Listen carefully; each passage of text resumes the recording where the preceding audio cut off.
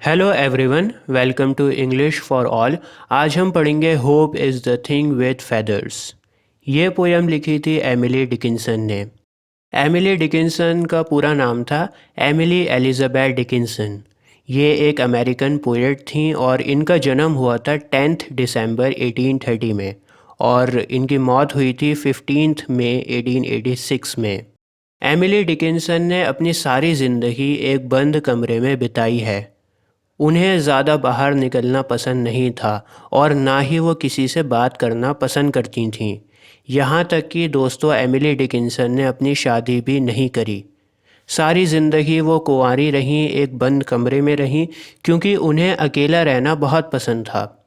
दोस्तों मैं आपको बता दूं, एमिली डिकिंसन ने लगभग 1800 पोएम्स को लिखा था, लेकिन एमिली डिकिंसन ने अपनी सभी पोएम्स को छुपा कर रखा, उन्हें पब्लिश नहीं करवाया। सिर्फ 10 पोएम्स थीं, 1800 पोएम्स में से सिर्फ 10 पोएम्स थीं जिनको एमिली डिकिंसन ने पब्लिश करवाया और बाकी सभी पोएम्स को छुपा कर रखा। लेकिन जब एमिली डिकिंसन की मौत होती है तो उसके बाद एमिली डिकिंसन की एक छोटी बहन होती हैं जिनका नाम है लेविनिया। इनका आप लोग नाम याद रखना। लेविनिया एमिली डिकिंसन की छोटी बहन थी और लेवेनिया को एमिली डिकिंसन के कमरे में पोएम्स मिली उनकी, और फिर लेवेनिया ने उन पोएम्स को पब्लिश करवाया। जो पोएम एमिली डिकिंसन ने छुपा कर रख रखी थी उन पोएम्स को लेवेनिया ने पब्लिश करवाया। एमिली डिकिंसन की पोएम्स ज़्यादातर छोटी होती हैं, बहुत कम लाइंस की होती हैं और उनकी पोएम्स में ज़्यादातर आपको डेथ और इमॉर्टैलिटी, ये दोनों थीम्स देखने को मिलेंगी। तो चलिए आज की पोएम को हम लोग शुरू करते हैं और बहुत ही आसान लैंग्वेज में मैं आपको पूरी पोएम को समझाऊंगा। Hope is the thing with feathers. Hope कहते हैं उम्मीद को और फेदर्स का मतलब होता है पंख। तो पोएट बोल रही हैं कि उम्मीद के पंख होते हैं। That perches in the soul, और वो होप हमारे सोल में बैठा हुआ है। सोल यानी रूह, तो हमारी रूह में होप बैठा हुआ है। And sings the tune without the words, और होप हमारी रूह में बैठा हुआ गाना गाता है। ऐसा गाना गाता है जिस गाने में कोई भी लफ्ज़ नहीं होते। दोस्तों यहाँ पर होप को एक चिड़िया की तरह बयां किया जा रहा है। जिस तरह से चिड़िया पेड़ पर बैठती है, चिड़िया के पंख होते हैं, वो गाना गाती है, उसी तरह होप भी है। होप के भी पंख हैं, वो हमारे अंदर बैठा हुआ है और वो गाना गाता है, लेकिन उस गाने में कोई लफ्ज़ नहीं होते, कोई वर्ड्स नहीं होते। And never stops at all, और होप अपना गाना बंद नहीं करता। चाहे कुछ भी हो जाए, कितनी ही परेशानियां हों, कुछ भी हो, होप अपना गाना गाता रहता है। And sweetest in the gale is heard, और ये गाना सबसे ज़्यादा सुरीला तब हो जाता है जब हमारे ऊपर बहुत सारी परेशानियां आ जाती हैं, हम लोग परेशानियों से घिर जाते हैं। सबसे ज़्यादा होप का गाना परेशानियों में सुरीला लगता है।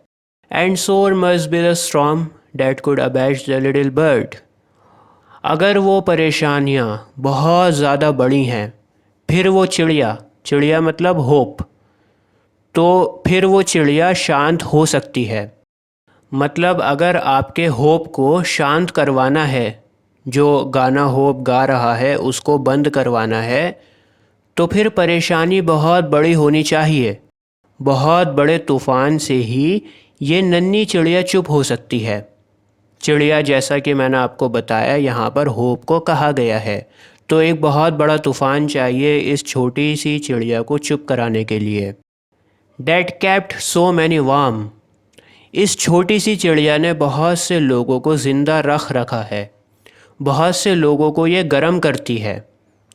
I have heard it in the chillest land and on the strangest sea, यहाँ पर एमिली डिकिंसन बोल रही हैं कि मैंने अपनी ज़िंदगी की बहुत सी परेशानियों में इस चिड़िया का गाना सुना है।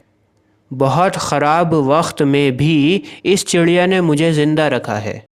मैं जब परेशानियों से घिर जाती थी तब इस चिड़िया ने मुझे उम्मीद दी, मुझे ज़िंदा रखा। Yet never in extremity it asked a crumb of me. हालांकि इस चिड़िया ने मुझे अपना गाना सुनाकर मुझे उम्मीद दी, मुझे ज़िंदा रखा, लेकिन इतना सब कुछ करने के बावजूद भी इस चिड़िया ने बदले में मुझसे कुछ नहीं मांगा।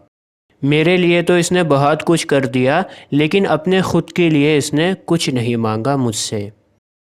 तो दोस्तों, ये थी एमिली डिकिंसन की बेहद ही खूबसूरत पोयम, जिसमें एमिली डिकिंसन ने बताया है कि उम्मीद, होप कितना पावरफुल है। चाहे कितनी ही बड़ी परेशानी क्यों ना आ जाए, ये आपको हिम्मत देता है, आपको ज़िंदा रखता है। मुझे उम्मीद है आपको ये पोयम पसंद आई होगी। जय हिंद।